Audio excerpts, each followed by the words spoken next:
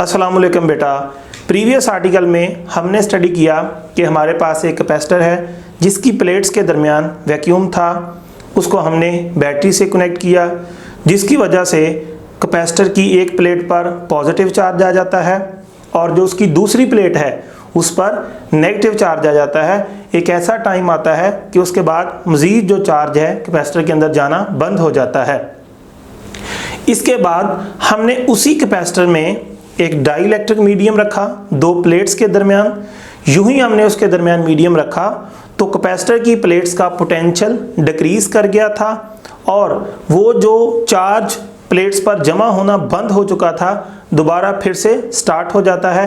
Capacitor ने जितना charge पहले किया था मज़ीद उसके अंदर चार्ज जाना स्टार्ट हो जाता है। तो हम कहते हैं कि कैपेसिटर के अंदर मज़ीद जो है चार्ज जमा किया जा सकता है या उसकी एबिलिटी जो है चार्ज को स्टोर करने की वो इंक्रीज़ हो चुकी है या उसकी कैपेसिटेंस इंक्रीज़ कर जाती है।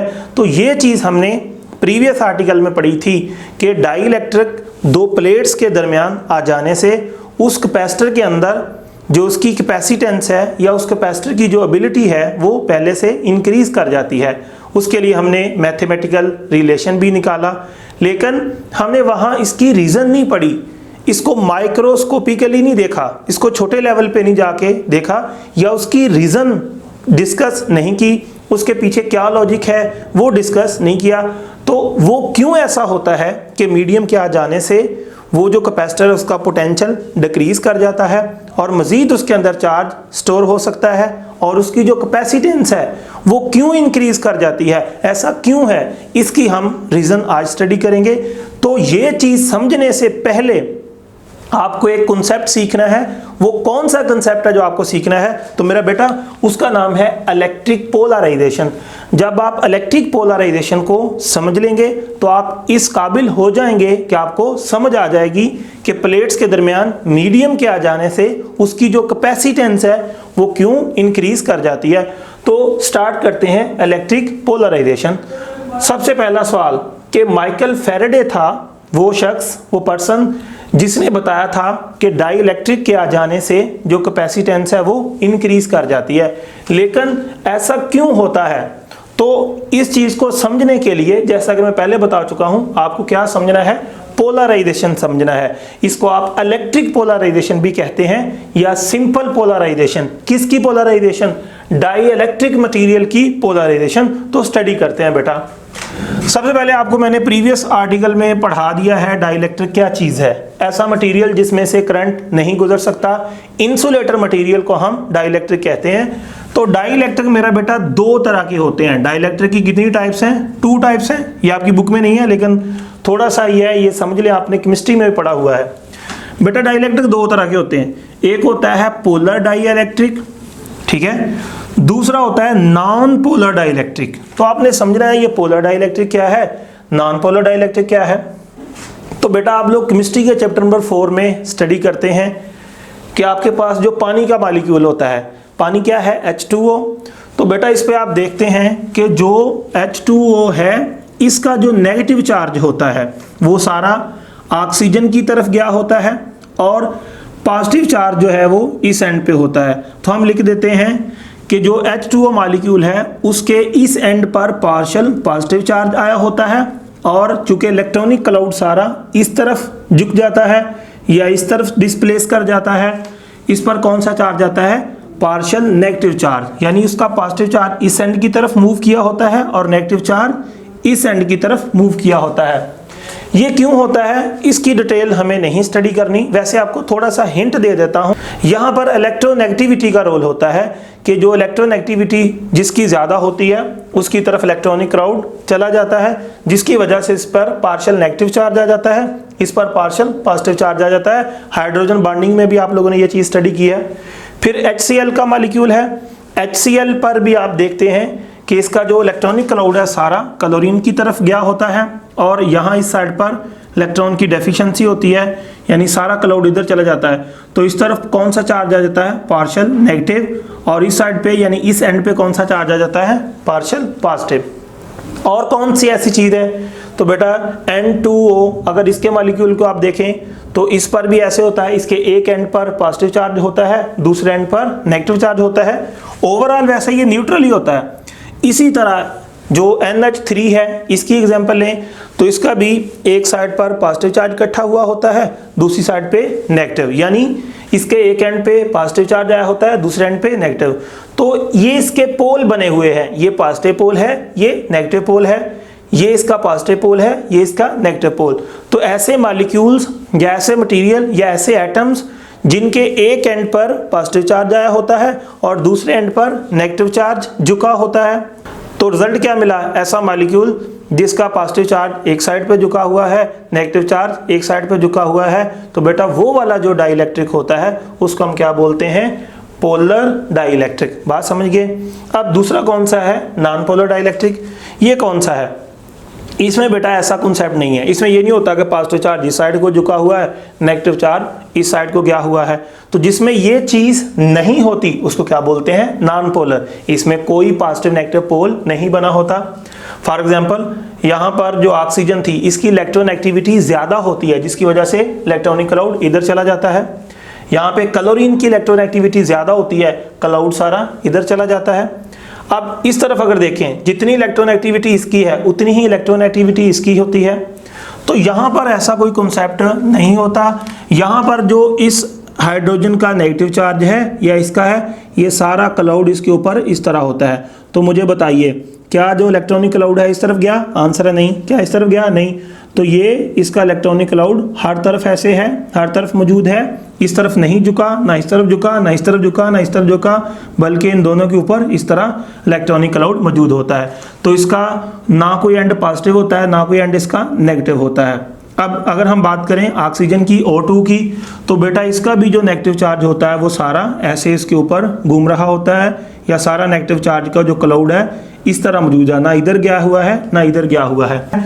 इसी तरह बेटा जो CO2 है, कार्बन डाइऑक्साइड, इसमें ये देखिए ये कार्बन है, ये भी ऑक्सीजन है, ये वाली ऑक्सीजन है। इसका जो इलेक्ट्रॉनिक क्लाउड है ये पूरे के ऊपर इस तरह हर तरफ फैला हुआ है, ये किसी भी तरफ झुका हुआ नहीं है। तो इस पर भी कोई एक एंड पे पॉजिटिव या नेगेटिव का कॉन्सेप्ट नहीं है, ना इसके लिए ना इसके लिए। तो ये वाले मटेरियल्स क्या हैं? नॉन पोलर डाइइलेक्ट्रिक, और ये वाले क्या हैं? Polar dielectric. बात समझ गए?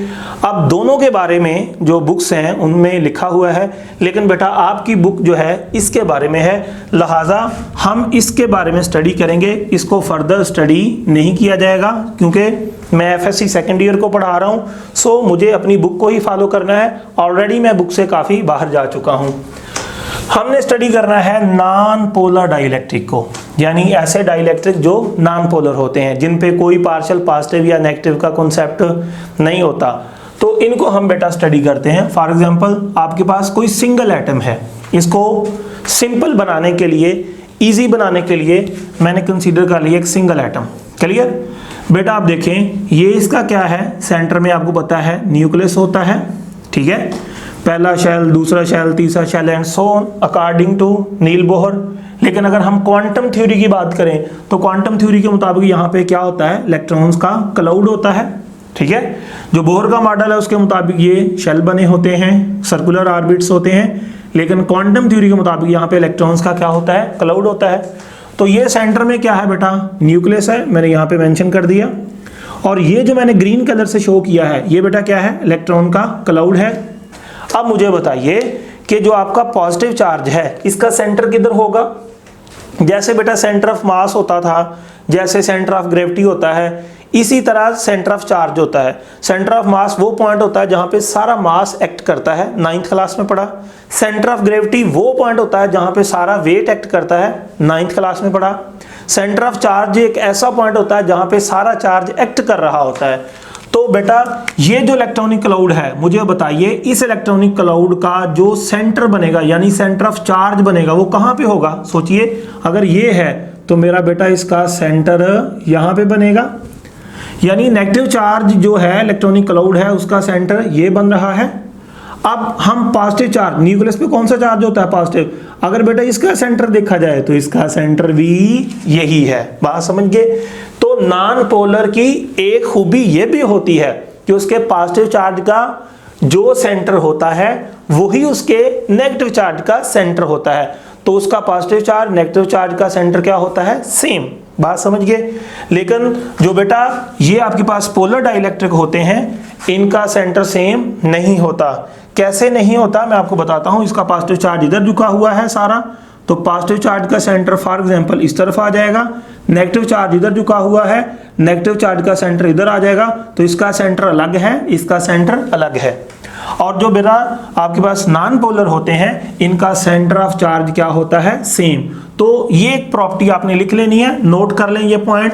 नॉन पोलर डाइलेक्ट्रिक में जो सेंटर ऑफ चार्ज है वो क्या होता है, सेम। यहां पे मैं लिख देता हूं, नॉन पोलर डाइलेक्ट्रिक में जो सेंटर ऑफ चार्ज होता है वो बेटा दोनों का, पॉजिटिव चार्ज का और नेगेटिव चार्ज का क्या होता है, सेम होता है। ये आपने देख भी लिया। बात समझ गए। तो अब आप लोगों ने मुझे ये बताना है, मैं आपसे सवाल करने लगा हूं, सेंटर ऑफ चार्जेस बल्कि कौन से, एक बेटा पॉजिटिव चार्ज और दूसरा बेटा कौन सा है, नेगेटिव चार्ज। दोनों का सेंटर जो नॉन पोलर होता है, ये नॉन पोलर है, ठीक है, वो किधर होता है, आंसर वो सेम होता है। आपने देख भी लिया। अगर दो चीजों का सेंटर सेम हो तो उनके लिए लफ्ज क्या बोला जाएगा, कॉन्सेंट्रिक। बात समझ गए। या कोसेंट्रिक, दोनों का सेंटर साझा है, इकट्ठा है, सेम है। या लफ्ज बोला जाएगा दोनों का सेंटर जो है वो कोइंसाइड कर रहा है, यानी दोनों का सेंटर एक ही पॉइंट पे है। कोइंसाइड का लफ्ज भी इस्तेमाल कर सकते हैं। बात समझ गए। तो ये बेटा आपको मैंने एक स्टोरी समझाई। अब नेक्स्ट चीज जो आपको समझनी है कि ये तो था non polar dielectric, positive charge negative charge centre same, story समझ आ गई। अब अगला सवाल है कि अगर इसी नॉन पोलर डाइलेक्ट्रिक को हम बाहर से इलेक्ट्रिक फील्ड लगा दें, एक्सटर्नल इलेक्ट्रिक फील्ड अप्लाई कर दें, क्या अप्लाई कर दें, एक्सटर्नल इलेक्ट्रिक फील्ड, तो फिर देखना है कि क्या बिहेवियर बनेगा। तो मेरा बेटा ये एक पॉजिटिव प्लेट है, ये एक नेगेटिव प्लेट है। तो सब बच्चे जानते हैं, मैंने पहले भी पढ़ा दिया है कि पॉजिटिव और नेगेटिव प्लेट के दरमियान क्या होती है, इलेक्ट्रिक फील्ड होती है। उस इलेक्ट्रिक फील्ड के ज़ेरे असर आके ये जो नेगेटिव चार्ज था जो इस तरह था, ये पॉजिटिव प्लेट इसको क्या कर लेगी, अपनी तरफ अट्रैक्ट कर लेगी। तो आपने देखा यहाँ पे सारा जो चार्ज था इक्वली हर तरफ था, यहाँ पे जो नेगेटिव चार्ज है वो सारा किस तरफ झुक गया है, ये पॉजिटिव प्लेट की तरफ झुक गया है। और बेटा ये जो डाइलेक्ट्रिक का मॉलिक्यूल था, इसका जो पॉजिटिव चार्ज है वो इस नेगेटिव प्लेट की तरफ चला जाता है, और इसका जो नेगेटिव चार्ज है यानी इलेक्ट्रॉनिक क्लाउड है वो इस तरफ डिस्प्लेस कर जाता है। तो आपने देखा ये ग्रीन कलर ज्यादा इस तरफ बनाया मैंने, यानी इलेक्ट्रॉनिक क्लाउड सारा पॉजिटिव प्लेट की तरफ झुक जाता है, और जो इसका पॉजिटिव चार्ज होता है यानी इसका जो न्यूक्लियाई होता है वो नेगेटिव प्लेट की तरफ चला जाता है। तो अब आपने देखना है कि इलेक्ट्रिक फील्ड की जब मौजूदगी थी तो तब क्या पॉजिटिव चार्ज और नेगेटिव चार्ज के सेंटर सेम रहते हैं या बदल जाते हैं। तो बेटा ये चीज को आप लोगों ने अब देखना है। तो मेरा सवाल है, जब इलेक्ट्रिक फील्ड अप्लाई की, नाउ सेंटर्स ऑफ चार्जेस, अब जो चार्जेस के सेंटर्स हैं वो क्या होंगे after application of electric field, यानी जब उस मॉलिक्यूल को हमने इलेक्ट्रिक फील्ड अप्लाई कर दी बाहर से, अब बताइए सेंटर सेम होंगे। तो देख लेते हैं। अब मुझे बताइए ये नेगेटिव चार्ज है, तो बेटा इस नेगेटिव चार्ज का क्या ये क्या बनेगा, अंदाजे से लगा लेते हैं, सेंटर है। और ये क्या है, पॉजिटिव चार्ज, इसका ये सेंटर है। तो आपने देखा इसमें नेगेटिव चार्ज का सेंटर और बन रहा है और पॉजिटिव चार्ज का जो सेंटर है वो और बन रहा है। अब इनके सेंटर सेम नहीं रहेंगे। तो कब सेम होंगे, जब नॉन पोलर को बाहर से इलेक्ट्रिक फील्ड नहीं लगाएंगे तो दोनों के जो सेंटर हैं वो सेम होंगे। अगर मेरा बेटा बाहर से हम लोग उसी नॉन पोलर डाइलेक्ट्रिक को इलेक्ट्रिक फील्ड अप्लाई कर देते हैं तो इलेक्ट्रिक फील्ड के ज़ेरे असर आके इलेक्ट्रॉनिक क्लाउड जो है पॉजिटिव प्लेट की तरफ चला जाता है, और जो पॉजिटिव न्यूक्लियाई है वो नेगेटिव प्लेट की तरफ झुक जाता है। जब हम इनके सेंटर चेक करते हैं, इसका सेंटर और बनता है, पॉजिटिव चार्ज का सेंटर और बनता है। अब ये सेम सेंटर इनका नहीं रहता, अब इनके लिए कॉन्सेंट्रिक का वर्ड यूज नहीं किया जा सकता। अब हम इनको कोइंसाइड का वर्ड भी नहीं लगा सकते इसके साथ। अब ये सवाल पूछा था क्या सेंटर सेम रहेगा, तो आंसर है नो। ये एमसीक्यूज आ सकता है, नहीं रहेगा। तो क्या हो जाएगा, आपने देखा ये नेगेटिव चार्ज का सेंटर है, ये पॉजिटिव चार्ज का सेंटर है, दोनों के दरमियान क्या आ जाएगा, डिस्प्लेसमेंट आ जाएगा। क्या आ जाएगा दोनों के दरमियान, डिस्प्लेसमेंट। तो मैंने आंसर दिया, पहली बात है कि नहीं होगा सेंटर सेम। अगला, there is a distance between centre of charges, charges के सेंटर में डिस्टेंस यानी डिस्प्लेसमेंट आ जाएगा।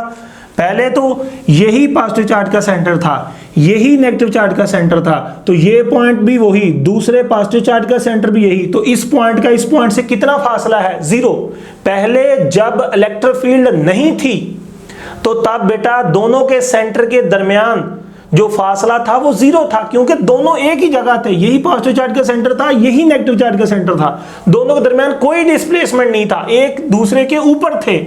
लेकिन जब बाहर से इलेक्ट्रिक फील्ड अप्लाई की गई, एक का सेंटर जो है चूंकि इधर आ गया, इधर आ जाता है, दूसरा चार्ज इधर चला जाता है, तो दोनों के सेंटर के दरमियान क्या आ जाता है, डिस्प्लेसमेंट। तो यहां पे मैंने इसका आंसर लिख दिया, देयर इज अ डिस्टेंस या displacement between the centre of charges. बात समझ गए।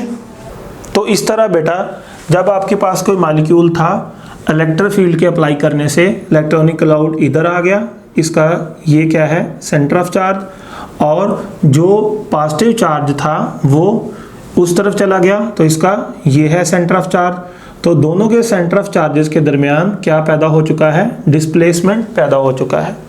तो इस तरह अगर किसी मॉलिक्यूल्स के पॉजिटिव चार्ज के सेंटर और नेगेटिव चार्ज के सेंटर के दरमियान क्या पैदा हो जाता है, डिस्प्लेसमेंट, या यूं कह लें एक साइड पे नेगेटिव चार्ज इकट्ठा हो जाता है, दूसरी साइड पे पॉजिटिव चार्ज हो जाता है। तो बेटा इस तरह के केस को या इस मॉलिक्यूल के लिए एक लफ्ज़ बोला जाएगा जिसको हम बोलेंगे electric dipole.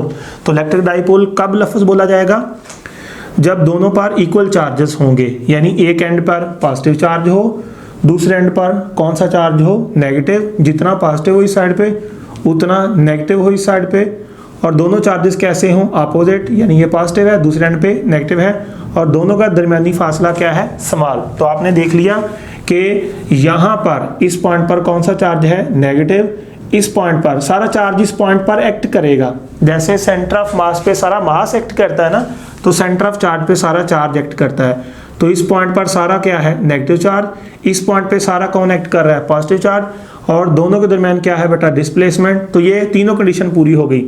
Positive negative charge क्या है, इक्वल, ये नेगेटिव है ये पॉजिटिव, दोनों क्या है, अपोजिट, और दोनों का दरमियान में छोटा सा डिस्प्लेसमेंट है। तो ये क्या बन चुका है, इलेक्ट्रिक डाइपोल बन चुका है। बात समझ गए।